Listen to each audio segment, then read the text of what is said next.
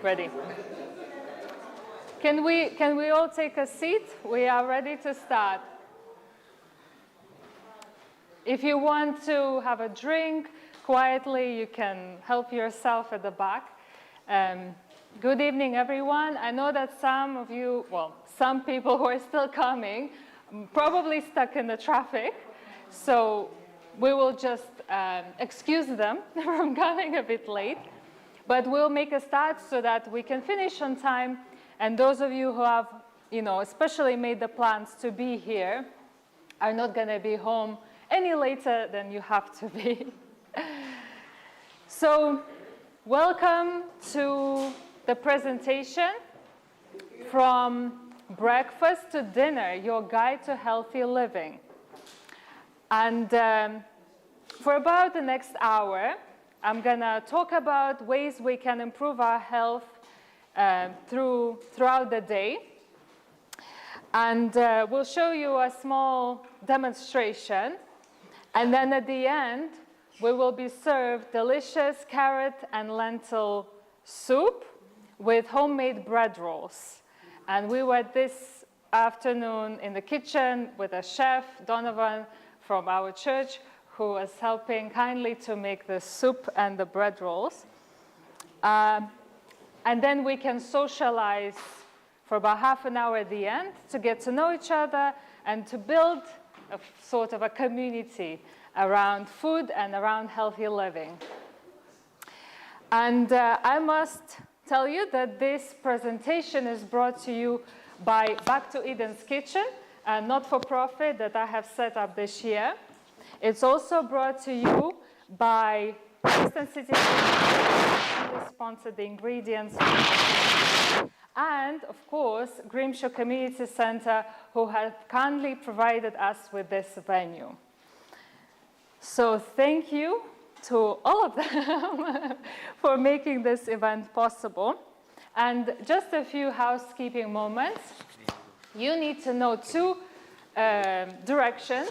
One is the direction to the bathroom, which is on the left, and you've got the signs, men's over there, women's over there.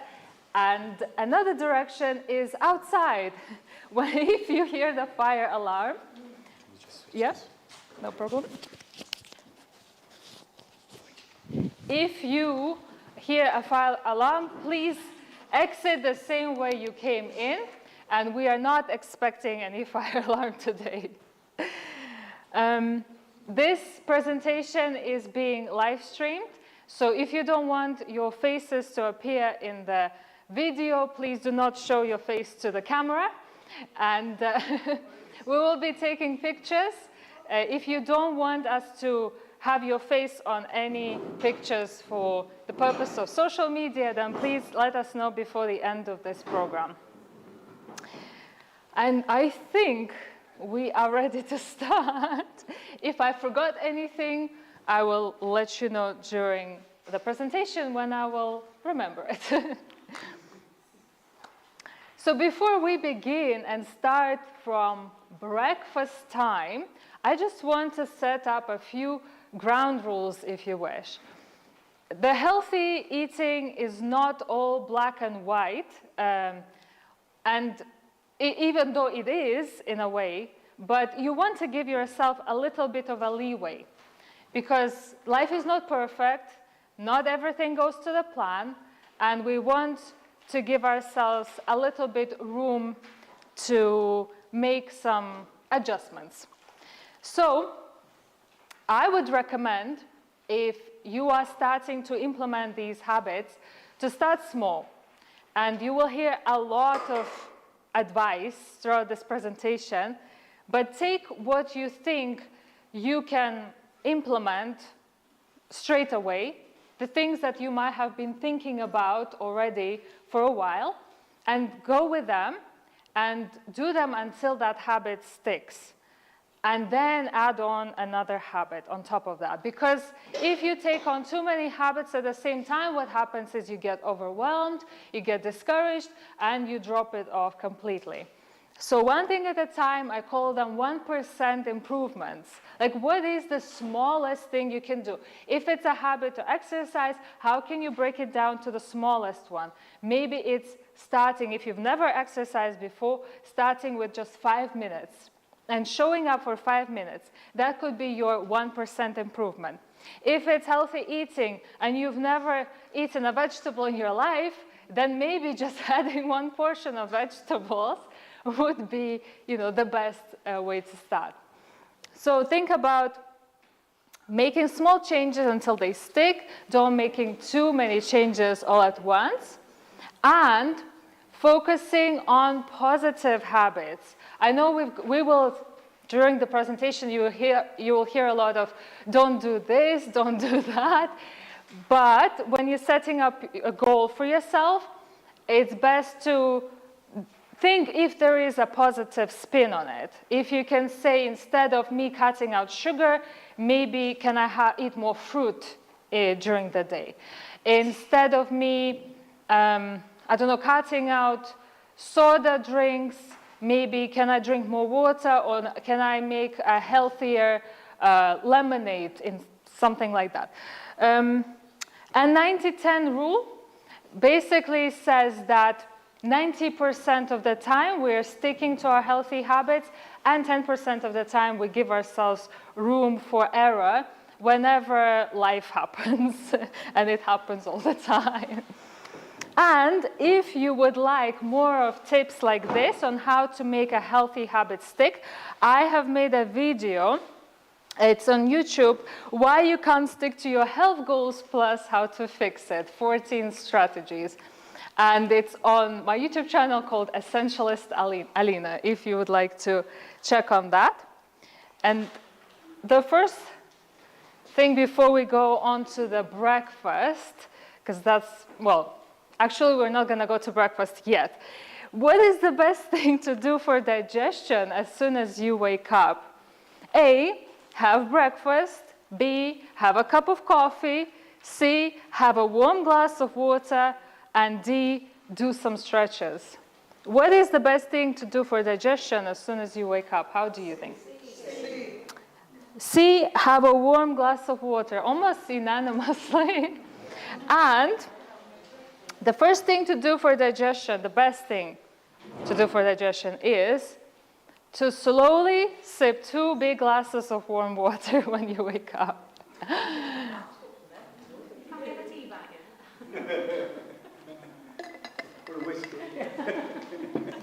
But if you have not been drinking anything, going back to our small habits, maybe you need to put a tea bag in. But let it be decaffeinated, let it be an herbal one, if it helps you. I suggest adding a squeeze of lemon juice if you don't like the taste of plain water. I recently started, for the most part, I was drinking plain water, and just recently started feeling like I can drink more with just a little bit of flavor. But why we need water first thing in the morning? Well, you have woken up, you are dehydrated. You have lost about half to 1 liter of water through breathing, perspiration. You might have woken up to go to the bathroom at some point. You've lost a lot of water, so you need to replenish that. You are quite dehydrated. And our cells in the body, they don't need coffee, they don't need black tea, they need just pure water. That's what they are functioning on. So every time we drink something else than water, it needs to break it down into plain water to be able to use. Why not absorb actual water to help our body not strain it so much? Another reason we need to drink water as soon as we wake up is because our stomach acid is made out of water. So why it's important that we have a strong stomach acid? We're often told, oh, you've got a very strong stomach acid. It's actually very good because the stomach acid helps to break down proteins. If you have a low stomach acid, what can happen is that you will start ferment your foods and not digest them. And fermentation will, in return, cause the pressure to build up in your stomach, and then you can feel it coming up into your esophagus. That's when people say, oh, I feel my stomach acid is very strong. Well, you're not supposed to feel your stomach acid because it's not supposed to come up. So what happens is that valve, which is called cardiac sphincter, it opens up and the liquid comes up and you feel the strength of the acid. We're not supposed to feel that. We're supposed to have strong stomach acid, and lemon juice or apple cider vinegar in a little bit of water before your mealtime helps to strengthen the stomach acid. We need strong stomach acid to be able to break down food, but also to get the nutrients out of our food. That's what the stomach acid does.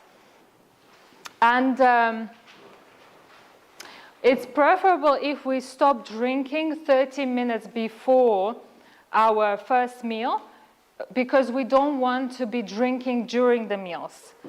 It dilutes your stomach acid, and obviously it causes, again, fermentation, which can cause you to have that acid reflux. Now, as to the how to eat rules. And as I said, you will hear a lot of these and you might not have been doing them, so don't feel overwhelmed. Go back to tip number 1, is to take everything slowly and take what you want to implement now and leave out the rest.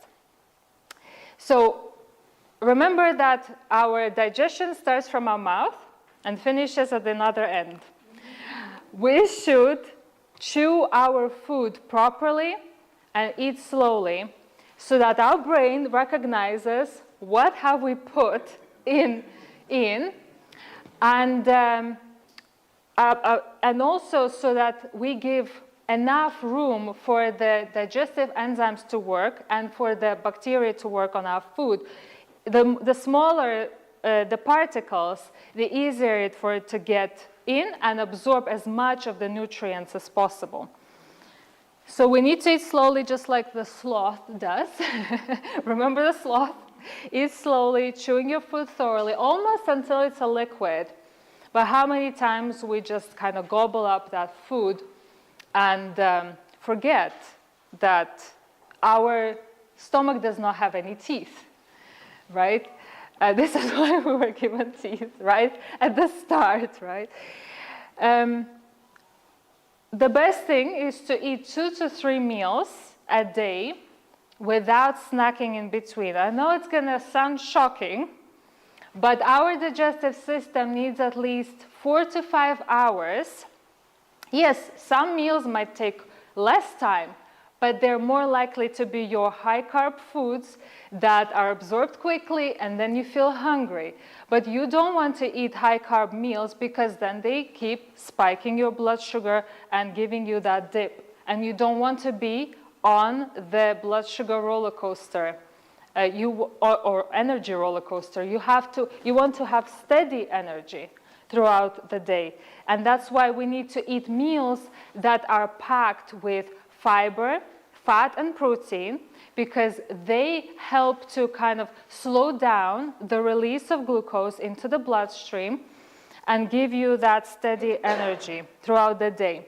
They also will help you to not snack between meals, because if you have fiber, fat, and protein at every meal, then you will not be hungry as quickly as you would have been if you just had a piece of toast and a jam, for example, or a bowl of cereal, because it absorbs quickly and then it quickly crashes down and you feel that fatigue and you feel like you need something, a quick pick-me-up. And that's why we start if we start our day with a high-carb meal, then we start on that energy roller coaster. It's best if we don't mix fruits and vegetables in our meals, because fruits and vegetables take different time to digest and they may cause a fermentation in the stomach, and as I mentioned, the fermentation is not good for our digestion. It also can cause inflammation, meaning we might have some like a low burning fire in our body, you know, where you don't want it to be. And chronic inflammation can cause various other diseases like diabetes, cancer, etc. So we want to avoid inflammation. That's why let's try to keep vegetables separate from fruits. So eat our sweet meals, have sweet fruits and things like that in one meal, and let's have vegetables in another meal. And a Japanese tip to eat until you're 80% full. Why? Because your brain takes about 20 minutes to register that you're full. So by the time you've registered you're full, you already have overeaten. So leave a table while slightly hungry, right? And don't drink during your meals because that dilutes the stomach acid and that causes fermentation. And our meals should be, so the first meal of the day should be the biggest meal. The second meal should be medium, and the evening meal should be the smallest meal. And I will explain why in that way. And the easy way to remember it is eat breakfast like a king, lunch like a queen, and tea like a pauper or a poor person. And poor people sometimes don't have anything to eat. So we'll look at that.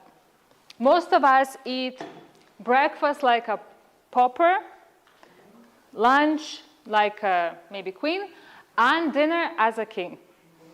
And that's not good for our digestion and for sleep. And we'll look at that in a minute. Breakfast. So, usually, well, this is a very popular breakfast, isn't it? Oats. How can we make oats healthier and more complete?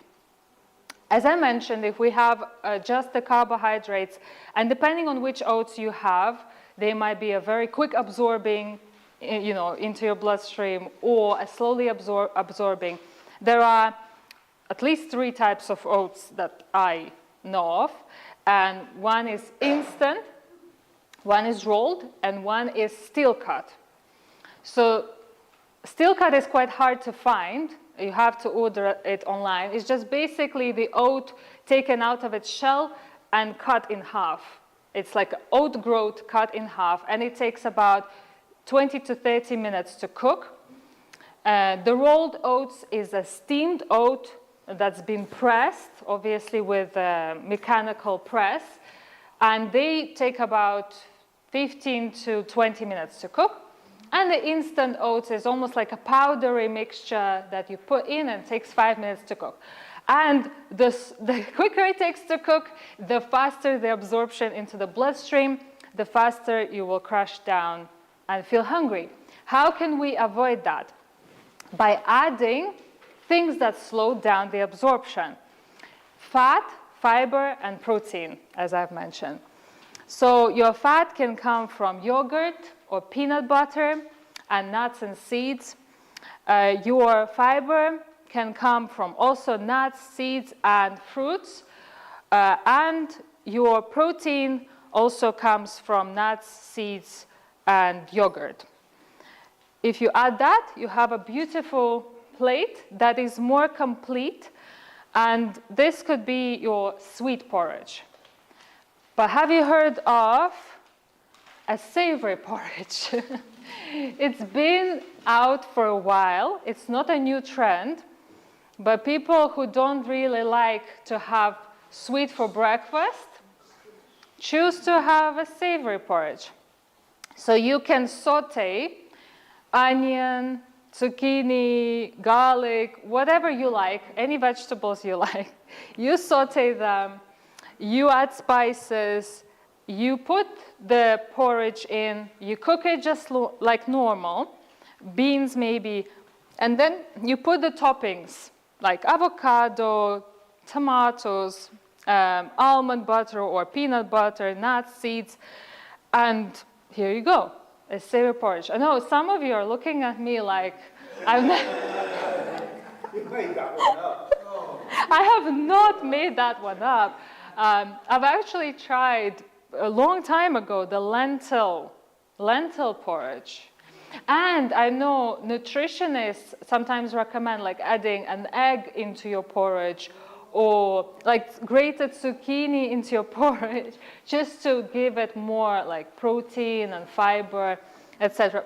Of course, if you don't like the idea of oat porridge or savory oat porridge, maybe you will like the idea of millet savory porridge.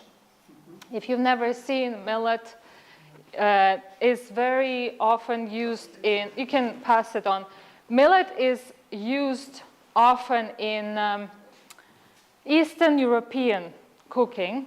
I grew up eating millet porridge. It cooks in about 20 minutes, and it can be used as a porridge if you add enough milk, or it can be used as a grain, just instead of rice. Same with buckwheat. Buckwheat, you can make it into porridge, or you can eat it on a side as a grain. I grew up eating buckwheat with milk. Instead, it's like a cereal. We did not grow up eating a bowl of cereal with milk. I did not grow up.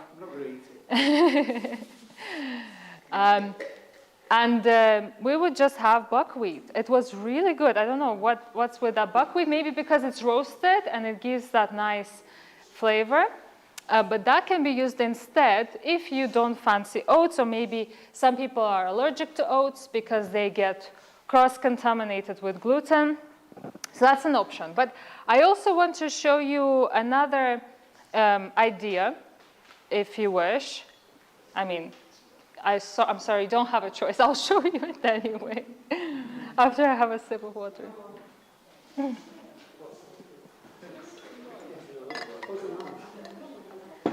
Right. This breakfast option is called chia seed pudding. Oh, I forgot something. Can I ask my lovely assistant to get yogurt and almond milk from the fridge, from the regular gray fridge? So chia seeds are packed with fiber.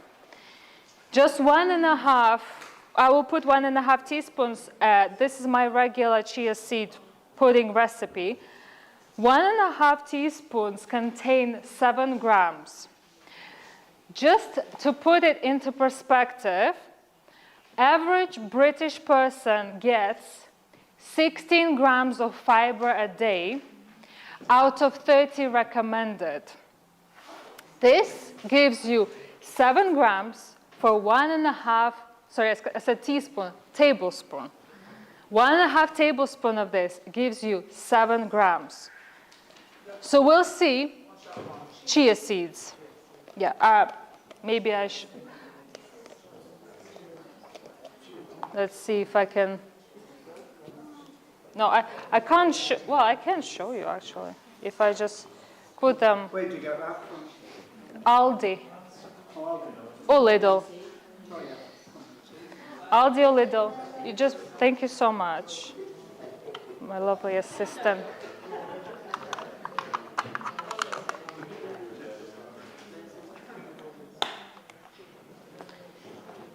So, chia seeds have an interesting property to swell when they are put in a liquid. Some people just put them in water and just drink it during the day just to get the fiber in. Maybe some like it plain. I don't like it plain in water. I like them in my chia pudding. How to make chia pudding? We will put them to soak in yogurt and almond milk. You can use any yogurt, any milk for that. Please come on in, join us. You'll have to sit at the front. 1.5. And then I'll actually put liquid first. Just half a cup. Just half a cup of milk, because they absorb quite a bit. And that could be your go-to breakfast option, like to take, to work, like to prepare the evening before and then to take to work day after. They are ready in half an hour or so. So about 4 tablespoons of yogurt. I'm using coconut yogurt. You can use any yogurt you like.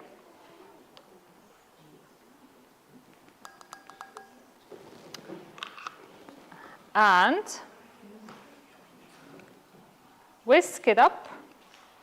And then at the end of this food section, when we talked about, well, after a few slides, I will show you what it looks like when it has absorbed some of this water. This is my big knife set. It's got lots of knives.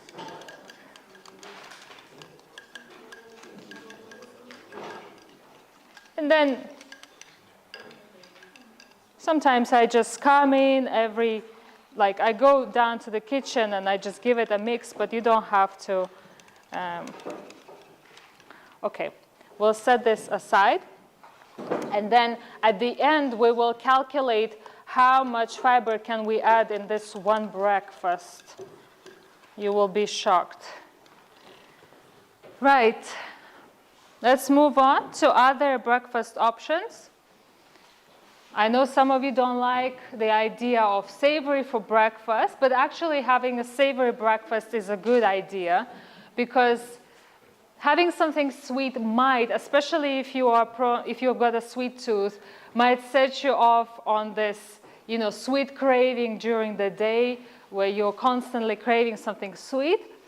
But a savory one will definitely give you that balance. So maybe a nice burrito wrap or, with, say, scrambled tofu or scrambled egg with avocado, some chopped up peppers and onions and whatever you would put into a burrito bowl, let's say, we just wrap it up and put it in a wrap, or it can be an Indian-inspired and spiced up something like a cauliflower or whatever you want, you can put it in a wrap and have it for breakfast. You can even make it in advance and take it to work.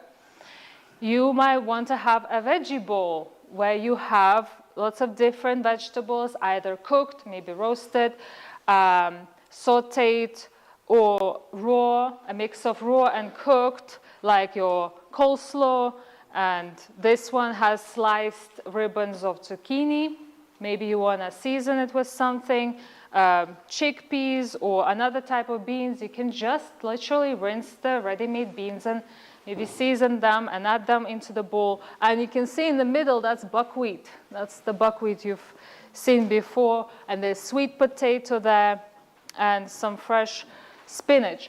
Basically, our plate should be not like we tend to have it, like a side with a salad, a small salad side, a large pile of rice, and a big pile of beans or another meat protein.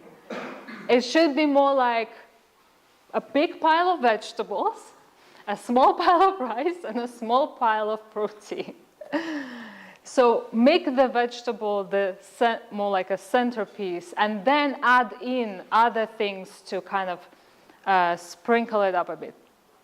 You can have a stir fry for breakfast. I have a privilege to work from home most of the days, so I can make a stir fry for myself almost every morning.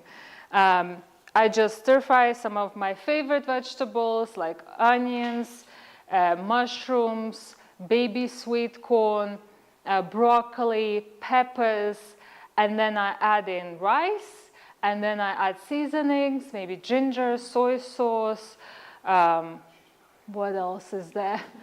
Different spices.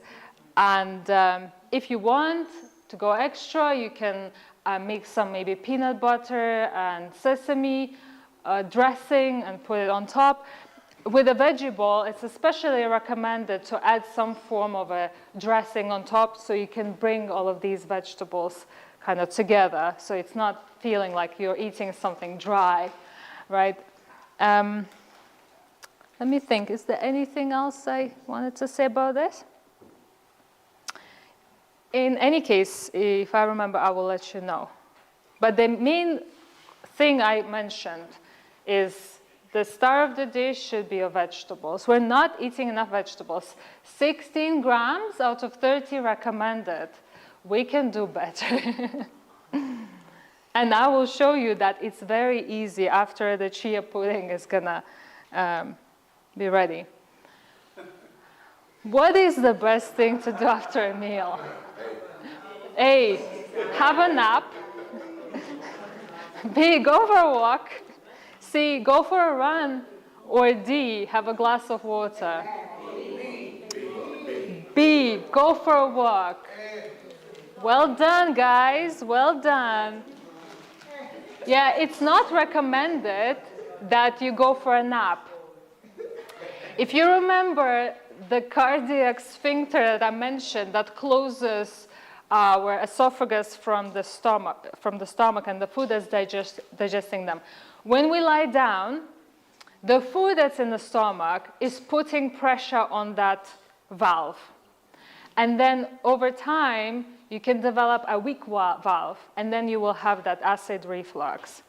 So it's not recommended to go for a nap. Let's go for a walk, not a run, because we're going to exhaust ourselves. Digestion takes a lot of time and energy, and we don't want to exhaust ourselves. Brisk walk helps to take kind of the, so some of the glucose that is running through our bloodstream goes into our, well, the biggest muscle is here in the legs. So you are, by doing this, also lowering your blood sugar levels and giving you that steady rise instead of a peak. By just going for a walk, you're using up already that blood glucose in the bloodstream because it's being used by your leg muscles and lowering thereby your blood sugar levels. You should not be drinking, I saw. You shouldn't be drinking after you've eaten for at least, let's say, approximately 2 hours, because I know that it's not always possible. If you had a very dry food or if you had a very salty food, you automatically want to drink. And that's fine, just don't overdo it. And maybe use less salt next time, or maybe do something and drink water before your meals, like I said, so you're hydrated and you don't need to drink them during your meals. And about 4 to 5 hours after that breakfast, for some people you might feel hungrier sooner, but please do check, is it really hunger or is it thirst that is causing you to want to eat? Because we cannot distinguish, our brain does not distinguish between thirst and hunger. So check, drink 2 hours after eating, start drinking water, and then when you feel like the water is not doing it anymore, then you think it's time for my lunch. Okay, let's check before we go to lunch. Let's check how our chia seeds doing. They haven't. You mentioned about porridge, 10 to 20 minutes. Can you overcook your porridge? It's not going to do it any bad if you overcook it. So say you cook it for an hour. Yeah. Some people say even that it actually is better for you to cook it longer. Yeah. Sorry, the chia seeds are not absorbing liquid as fast as I'd like it to, but we can always keep going and then do it at the end. Because you can still see it's quite liquidy. It should be more like gelatinous. It's almost like your rice pudding. I'm not sure who likes a thick rice pudding, but it should be more on a loose rice pudding consistency.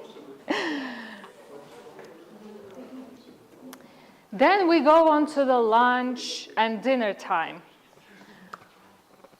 So depending on your lifestyle, you might have a very active lifestyle, you might have a very sedentary lifestyle. I have a very sedentary lifestyle because I work in the office nowadays. I used to work in catering. I used to walk a lot. Now I have to consciously go for walks. And for me, it's not advisable to eat 3 meals a day. It's best for me to eat 2 meals a day because I'm not using that much energy anyway.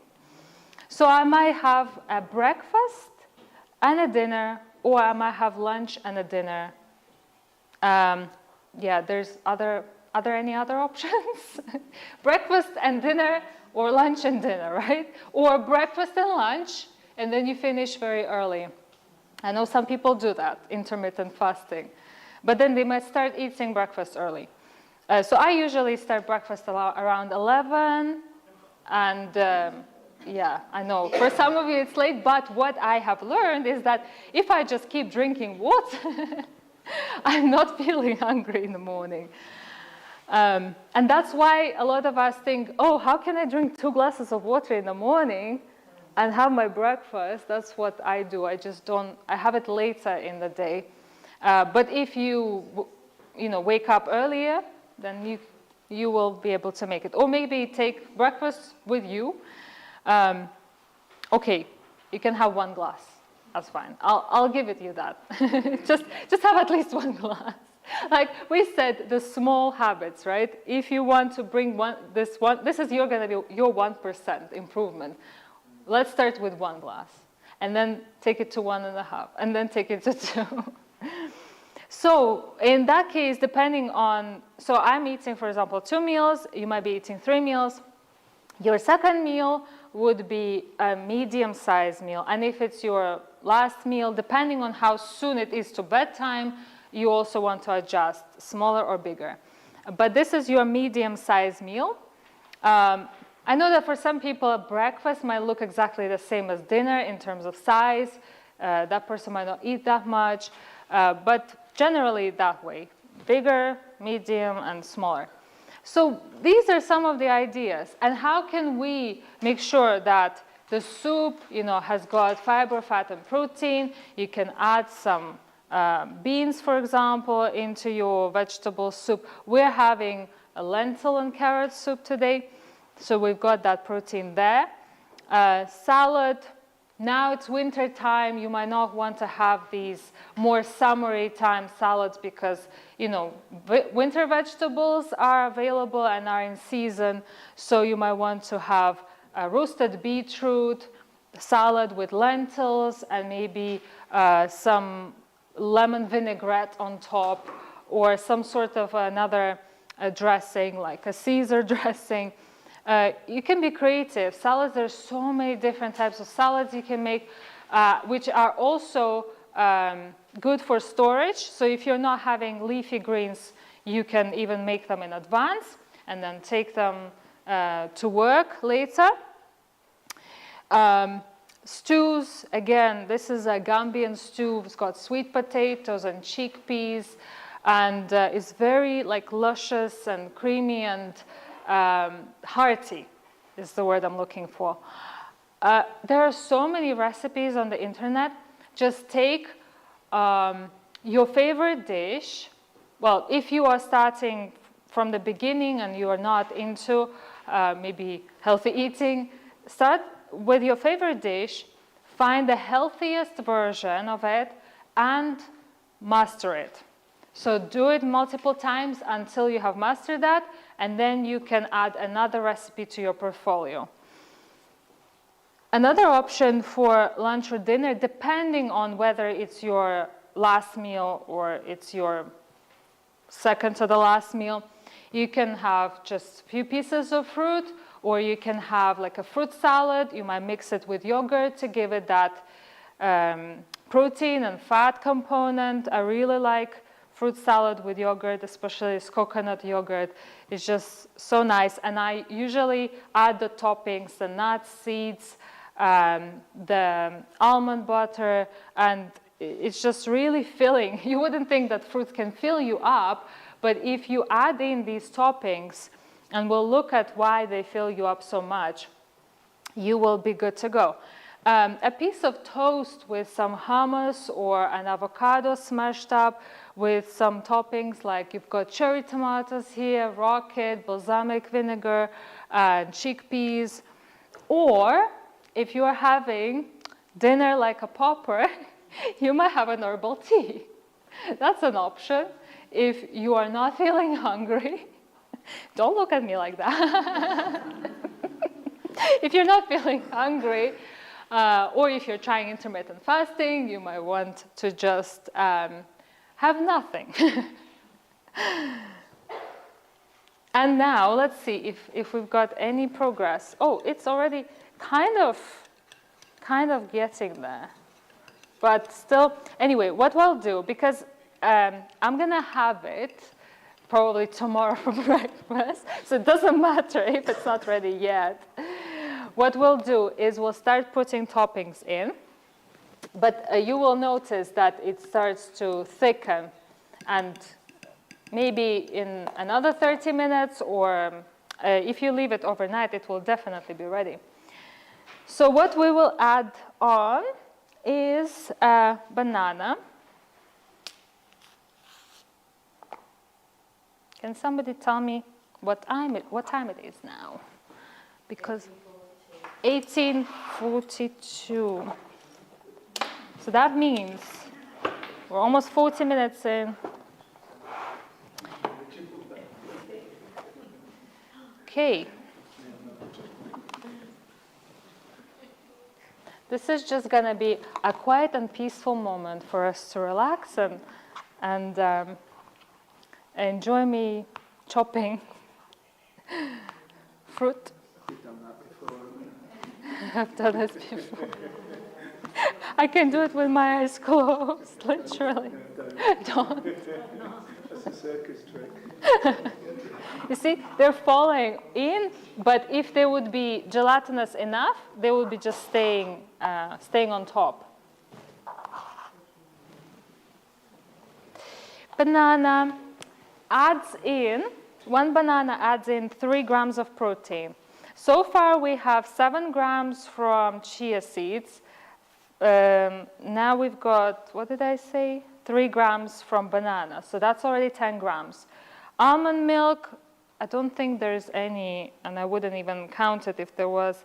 There's a very negligible amount of fiber. Did I say protein? I meant fiber. Sometimes I catch myself saying something wrong. So an apple, this is a big one. But that means my breakfast is going to be really, really filling. I'm not going to add the whole apple, but just for demonstration purposes, add a few slices.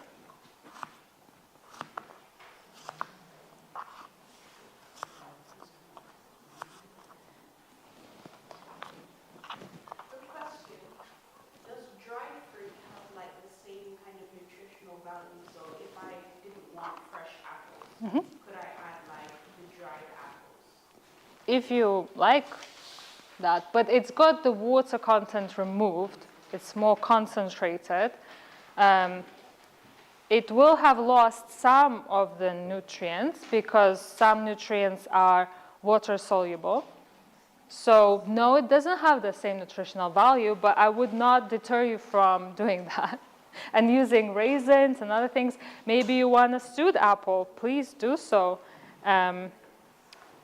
So yeah, I would have added the whole apple, but because of time, I'm just gonna say that an apple would have added another 5 grams. So we would have been on 15 grams. Then I would add a sprinkle of walnuts. I've measured, so 20 grams of walnuts, which is a handful. Literally put it in my hand, weighed it, and it was 20 grams. What a miracle. Not that I was planning. So 20 grams of walnuts will add 1 gram of fiber. So we are on 15 plus 1, 16 grams. And 1 tablespoon of pumpkin seeds would add, 1 tablespoon of pumpkin seeds would add 2 grams of fiber.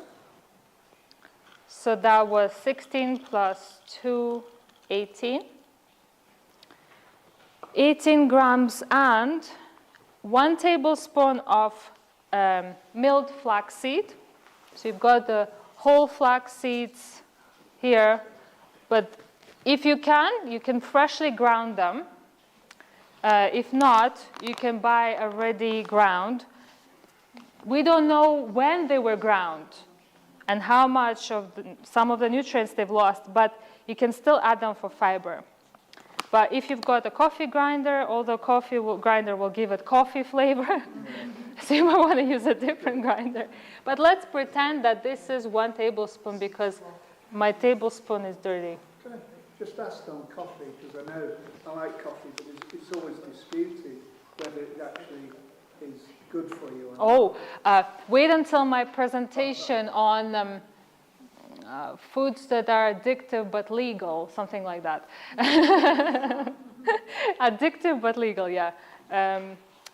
There will be probably a mention of sugar as well in that one. So altogether, flax seeds with 1 tablespoon adds 2 grams. Comes to 20 grams of fiber. And what did I say an average Brit gets a day? 16. Oh. And this one bowl has 20 grams of fiber. How hard it is? It's not hard anymore, right? And then it's not that hard to get the rest of it from the second meal, right? The other 10 grams that we need. And I think the chia seeds are doing the most job, like the toughest job, because they're almost like half of 7 grams out of 20 is just chia seeds. And of course, the porridge will not contain as much fiber, but you can still do the same with the porridge. You don't have to get most of your fiber in one meal. Just be aware that you need to add in fiber, fat, and protein. How can you do that? And if possible, with seasonal foods, like apples are in season, bananas are always in season. Well, they're not growing here, but you know what I mean. Pears, I actually recently started eating pears, really like how they, the different textures, the crunchy, the soft and juicy, and you can do that. With other meals, before we jump in, you can add you can increase their kind of nutritional value or the potency of your meals by just adding things like turmeric, anti-inflammatory, or ginger as well, anti-inflammatory. Cayenne is a wonderful, they're called wonderful herb, like a chili pepper, much better than a regular chili. Cayenne's got so many benefits. If you look it up, one man wrote a book called Back to Eden. That's not where the name Back to Eden's Kitchen coming from, no. But he wrote a book called Back to Eden, and he dedicated 1 page for every herb and 10 pages for cayenne. That's how good it is for you. And last but not least, is it last? There's some final thoughts as well. Sleep hygiene. The reason we need to have the last meal as the smallest meal is because we want it to be able to digest before you go to bed. You should leave around 3 hours before bedtime for your meal to digest. So you shouldn't be eating, so your last meal should be 3 hours before finishing it, 3 hours before going to bed. Because again, like I said, we lie down, the food pushes, that sphincter, that cardiac sphincter or the valve becomes weak, and then we have the acid reflux. Plus, when we sleep, our digestion slows down. And what happens when our digestion slows down? We're not digesting food, we are fermenting food. and that affects our nutrient absorption. That, of course, causes, like I said, the low-key inflammation in the body, gas, bloating. You don't want that. Then, the important thing about sleep is to get enough of it, because lack of sleep can actually cause you to eat more. If you didn't have enough sleep, you will have more of the hunger hormone, and it's been studied. I've got a book with me called Why We Sleep by Matthew Walker, and he showed that there were studies to show that when people were given as much food as they wanted to eat, like a buffet style, and they would compare those who slept enough and those who didn't sleep enough, those who didn't sleep enough had so many calories more than those who slept enough. That's just because of biology, hunger hormones. So 8 hours is recommended. Sticking to a sleep schedule is recommended because we are the creatures of habit, and our body gets used to the rhythms. Same with meal times. And like I said in the beginning, life, well, it's not always perfect, doesn't always go according to the plan, but if we have that same sleeping time, same time we go to bed, same time we wake up, at least most of the time, at least 90% of the time, it's going to be better for us, because when it's time to go to bed, your body is already preparing for that. It already knows. Have you ever woken up without an alarm? How does it happen? Because you have trained your body to wake up at the same time over and over again. It already knows it. What interferes with our sleep is if we have caffeine too late in the day. If you are having caffeine, although I wouldn't recommend, but before 12, you should stop drinking caffeine by 12, because it takes 8 hours for it to wear off. So if you have it at 2 p.m. and you want to go to bed at 10, it's still lingering there. You might have a hard time falling asleep. Same with nicotine. Nicotine also contributes to light sleep and not the deep restorative sleep. And why we need the deep restorative sleep? For our memory. What happens when we have the deep restorative sleep is our brain has this system that cleanses itself and also stores things like in the file folders, whatever you have memorized during the day or things you have to remember, it stores it. If you don't have that restorative sleep, you will have memory loss. You will be like, what? I forgot, I forgot. And nicotine does that. So prevents you from having that deep restorative sleep. Same with alcoholic drinks before bed. Also doesn't allow you to have that deep restorative sleep. You might have this, and also it causes dementia. It's been proven that lack of sleep causes dementia. Lack of sleep, lack of restorative sleep, most importantly. That's why we have to have 8 hours, because you want to have as many of these restorative cycles during the night as possible to help your brain cleanse from all of the debris and to store things in the memory. Avoiding large meals and beverages at night, we've already mentioned beverages because you don't want to wake up unnecessarily to go to pee. Some medicine interferes with sleep, so if you are taking any medicine, consult with your doctor to see if you don't have to take them before bedtime, and maybe you can take them earlier if there is a medicine that interferes with that. The time before bedtime should be relaxed time. About 2 hours before bed, we should start getting ready for it. Screens are off. Maybe you can do some laundry folding, maybe some dishwashing, screen-free time, whatever that might be. Whatever floats your boat, right? Choose an activity that would be relaxing, that would not be stimulating, and hard exercise or exercise in general would be quite stimulating before bedtime, so do it quite in advance. Screen time prevents your body from developing melatonin. Melatonin helps to build sleep pressure. So if you don't develop it, you will not feel sleepy enough to fall asleep at the time you want to. And the best thing for sleep is to associate your bed with sleep. Not to watch the TV in bed, not to do whatever, but to have, so not to lie awake for long periods of time if you have insomnia. The best advice is to get up, do some stuff, reading until you actually feel like you want to sleep, and go to bed, because if you associate the bed with sleep, then you're more likely to fall asleep in that bed, right? If it's associated with, oh my gosh, will I be able to fall asleep? Then you might not be able to fall asleep.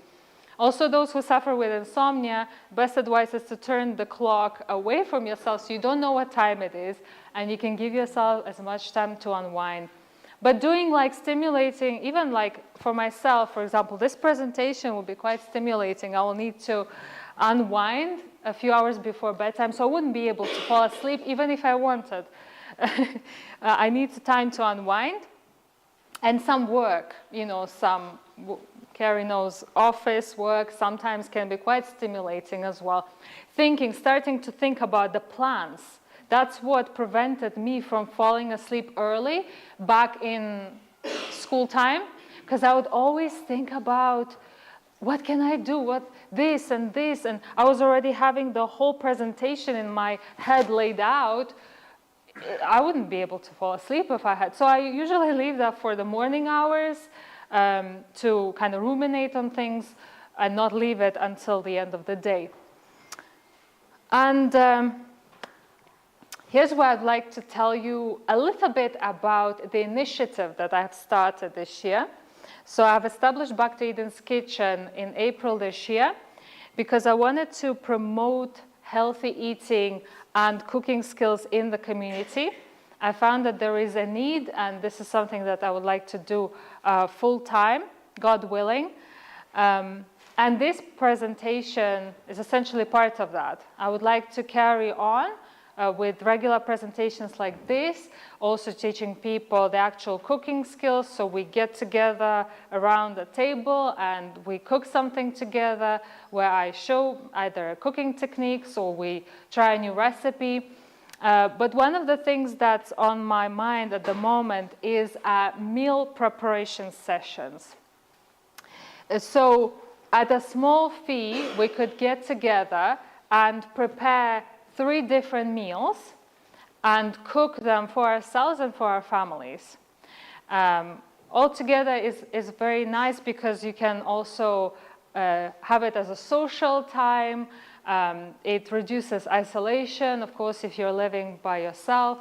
And it generally, I feel, for example, personally, easier to cook with my husband than by myself, you know, because you can talk, you can also spend time with somebody, and cooking is quicker. So in 3 hours, you can make 3 meals in large quantities and take it as a, you know, for several meals with you home.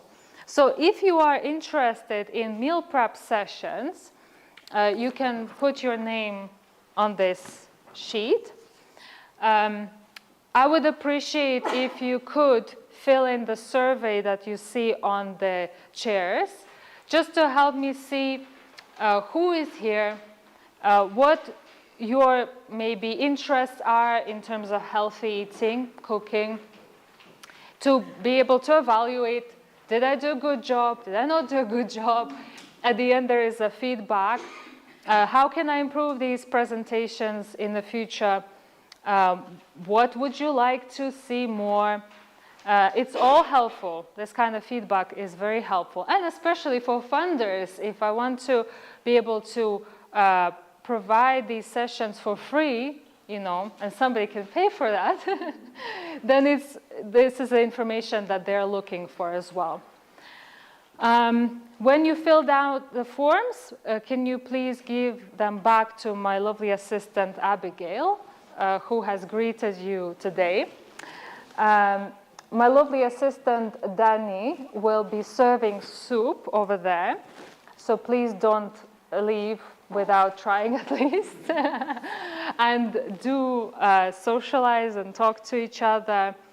And yeah, have a good evening in general. And maybe I should give room for a few questions before we finish. Have there been any questions on the YouTube side, or are people allowed to ask questions there? It's not a question, but I've been reading up, and apparently Britain, we eat more processed food than any other European country. Half the food is ultra-processed. I'm going to repeat this because of the live stream. So in Britain, apparently, we eat more processed food than any other European country. And half of it is ultra-processed. And half of it is ultra-processed. 65% of shopping is in 4 supermarkets. 65% of shopping is in 4 supermarkets. Yeah, so the salads and vegetables, they tell us they're local British farms. These farms aren't local. They're all over. Salads and vegetables, they say it's local British farms, but they're not. They're all, not just in Britain, they're all over the world. Just all over the world. Yeah, usually they do this, they have this tactic of putting like a farmer's name or whatever, but it's their own brand, and it doesn't really mean anything. It's just, if you watch, you can watch things on, what's it called, Channel 4. They've got like documentaries and they cover a lot of this. So the brands like Lidl and Aldi will have their own brand, for example. Alesto. Who's this? Alesto.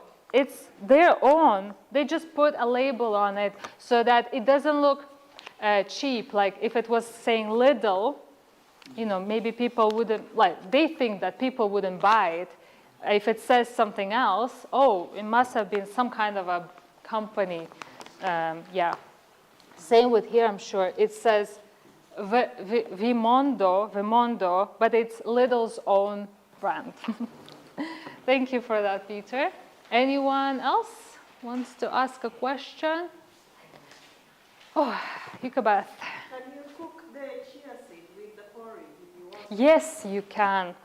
Yes, you can. You don't have to soak them. You can cook them. You can cook them in the porridge. Yeah, and it will add the fiber.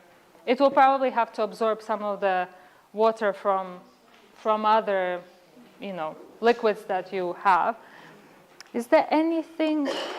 Right. Yes. You talk about buckwheat and millet. Yes. What about bulgur wheat? Bulgur wheat, yes. Bulgur wheat. Savory. Savory porridge, yeah. If you're not. You can have it savory as a rice, or you can have it as a porridge. Yeah, yeah. If you're not allergic to wheat or gluten, because bulgur wheat is just wheat. By the way, buckwheat is not wheat. It does not have any wheat or gluten. It's just a name, doesn't have anything in common with the wheat. It's actually a seed. It's not even a grain. It's a seed. Yes? So if, let's say we didn't really have many of the essentials that we've used here tonight, have you got like a little suggestion list for like a starter pack to get healthy, like of essential items? A starter pack, my presentation. What was it? What do you mean by the starter pack? You know, like, so I don't have flax seeds, for example, so we should probably get some flax seeds. And then... Yeah, flax seeds. This was from Lidl. Yeah, okay. Chia seeds were from the Aldi or Lidl. Yeah, no, I don't shop at Aldi. Any other shop will have chia seeds. Okay. If Lidl has it, or if Aldi has it, any other shop has it. So chia seeds, Flax seeds. flax seeds, essentials, what else did you have? Pumpkin seeds, you can have sunflower seeds. Just stock up on seeds. Okay, all the seeds. Seeds and nuts, yeah. So what walnuts and Any I like nuts. that. You like hazelnuts? Use hazelnuts. You like cashew nuts? Use cashew nuts. okay, all right. Yeah? Say again? Do I advocate for overnight oats? Actually, it's a good one. I wanted to mention, and that's what I forgot. Overnight oats. So the same as with chia seeds, you just soak the oats in this liquid and add in toppings, add in whatever sweeteners you want, and tomorrow morning you can take it for your breakfast. And if you don't like it cold, you can warm it up. But it doesn't have to be cooked because overnight, eventually, the oats will soak in and they're almost like cooked. But obviously, you can only do that with the rolled or the instant, not with steel cut. Yes? To start, what's the easiest thing to start with? The easiest way to start with, are you going to cook your food?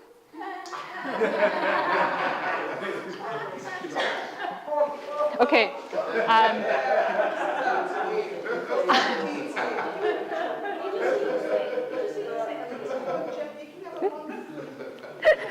Sorry. My wife's here.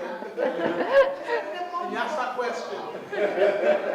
Jenny, did you ask that question? No, I'm asking the question. Okay, you're asking that question. I'm just thinking because if you're not going to be cooking your food, okay. For you, I think I saw that when the mention was about the water, your face changed. Shall we start with water in the morning? Yes. We'll do water for the beginning. Yeah. I will track your progress. You can add what your concerns are. And there is, at the end, the last question asks if you would like to be contacted so I can check on the progress. I'm not checking to chastise you for anything. I actually want to help. So I have like a lot of tips for how to make a habit stick. And as I mentioned, one of my YouTube channels, Essentialist Alina, and it's got a video on that. For those of you who missed, it has got 14 strategies.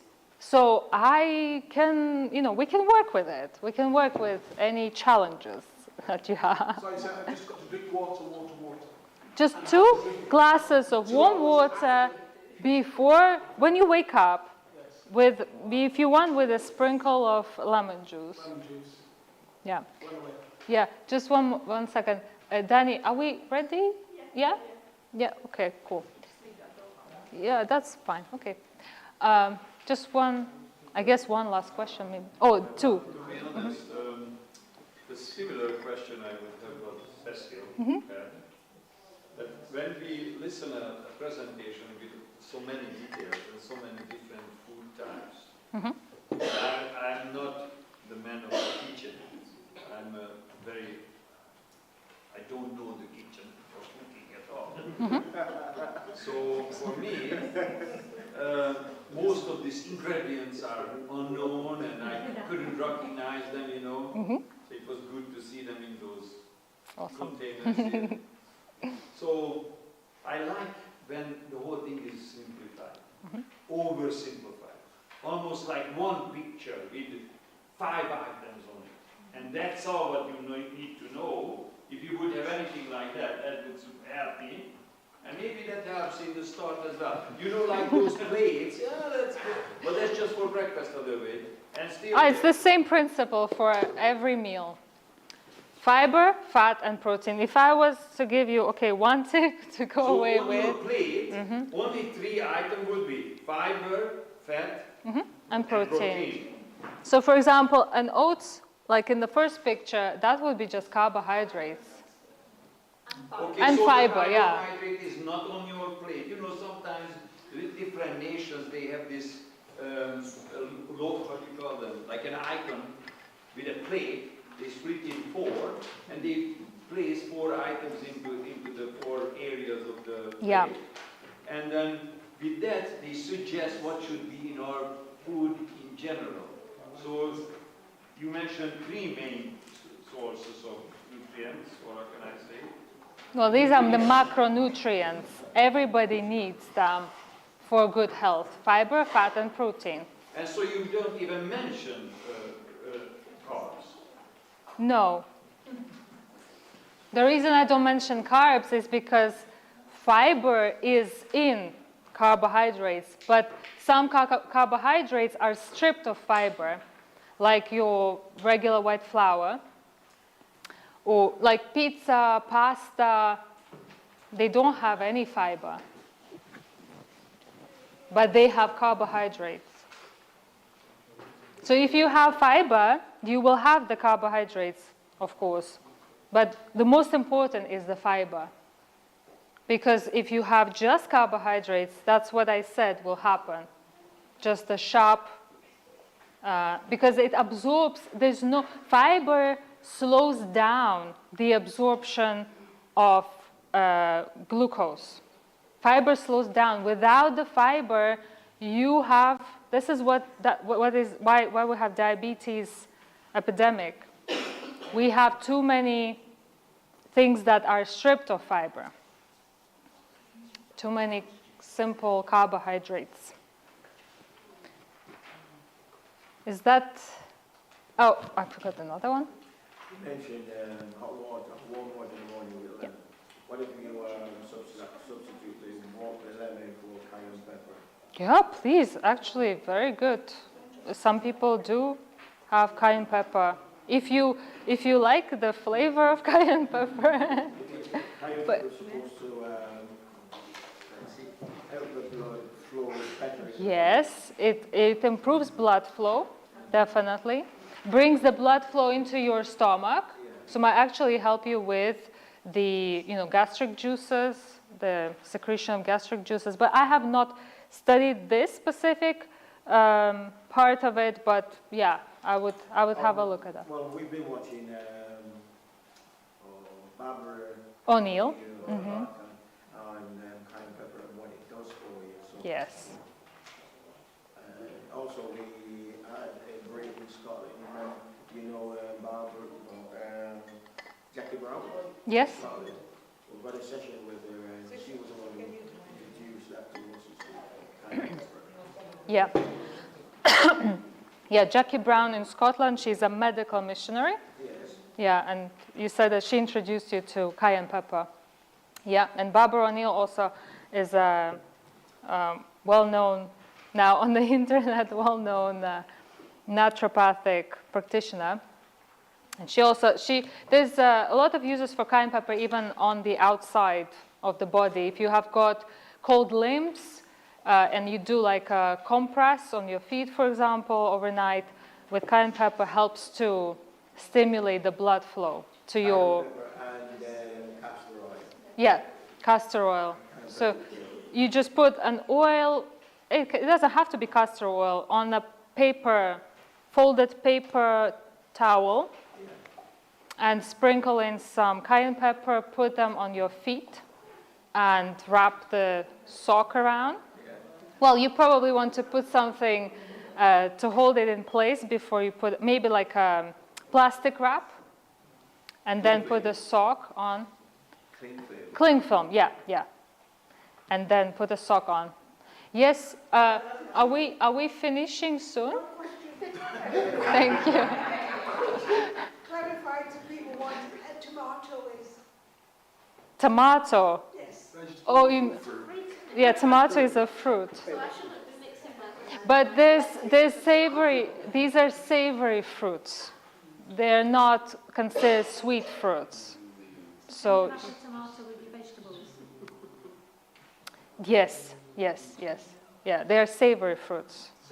Yeah. Is it the same with the apple can be eaten with vegetables as well? Or with Apple, no, it's a sweet fruit. so green leaves can be eaten with You know what, the best I think, what's it called, test would be just eat them together and see what happens. But yeah, generally the sweet fruits separate from the vegetables. And the savory like avocado, tomatoes, peppers, aubergine, would go well with both sides. Which is the best way to eat tomatoes? The best way to eat tomatoes, On the road, the great. A bit of basil. Roasted. how you like them. One of the best ways from what Barbaroni says, olive oil. For men, they say is olive oil, fried tomatoes in olive oil, good Yep. olive oil, and have that way for men. With the prostate. So I'm just gonna repeat for the live stream sake. The best way Brother Jay recommends we eat tomatoes is olive oil, Fried tomato. fried tomato. Thank you. And Ikabeth? Okay, just two things. First of all, I wanted to clarify what you were saying about the castor oil and cayenne, what it's for. Okay. She wanted explanation on the cayenne pepper compress. Yeah. Just for the sake of everyone, it's. I would like to make a presentation called something like "Tips to Boost Your Immune System and Nature's First Aid." And I will be talking about that, but I will talk to you separately to tell you how to do this or to show you where you can find this information, just because if we keep going, we will never finish. I will talk to you about it and give you a detailed explanation. Anyone else in regards to this? There's two observations. The savory porridge, it was like you thought that people would think it was quite yak. Savory porridge is initially supposed to be eaten with salt, not sugar. Aha. So I'm going to repeat. In Scotland, Yeah. that's how it is. And the other thing was, gosh, what was the other thing? So people shouldn't be shouldn't be yucking at the savory porridge because in Scotland it's eaten with salt. Salt, yes. Yeah. When I was nursing, that's how we gave it to the patients. Okay. No sugar, salt. Yeah. So when she was nursing, that's how it was given to the patients with salt. Savory for breakfast, that people are just used to sweet breakfast and not savory. What happened to the full English? Full English, yeah, I know. That's savory. I could not put bacon on this slide. I just could not make myself. Man would rather have a full English rather than porridge. You know why I wouldn't put full English breakfast? Is because I don't think it's full enough. It doesn't have much of the fiber.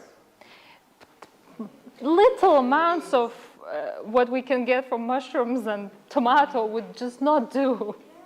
So if you can, how shall I say, if you can revamp it, Yes, please do. me and my girls would veganize it. Yeah, Veganize it. For yeah, add more fiber. Yes, yes. Add And my more husband fiber. eats it also. Veganize full English. Yeah, thank you so much. I want to, before now we finally close, I want to say thank you so much to my team, starting with Chef Donovan, who came with Caleb and Donna Marie, his kids, and helped, well, they were not actually cooking with us, but helped to make the soup and the bread rolls. I want to thank Daniela, who also helped me to set up and was even carrying these heavy tables from behind. I was not able to carry them today for some reason. And also, I want to thank Abigail for greeting and doing this assistant work for me and taking pictures as well. And I want to thank Norbert and his team for doing the IT behind the scenes. And of course, I want to thank you all for coming to learn more about health and how to take better care of our bodies. Thank you so much all, and let's give ourselves a round of applause. You missed one person out. You haven't included yourself. Thank you, thank you, thank you, thank you. Praise God. Praise God.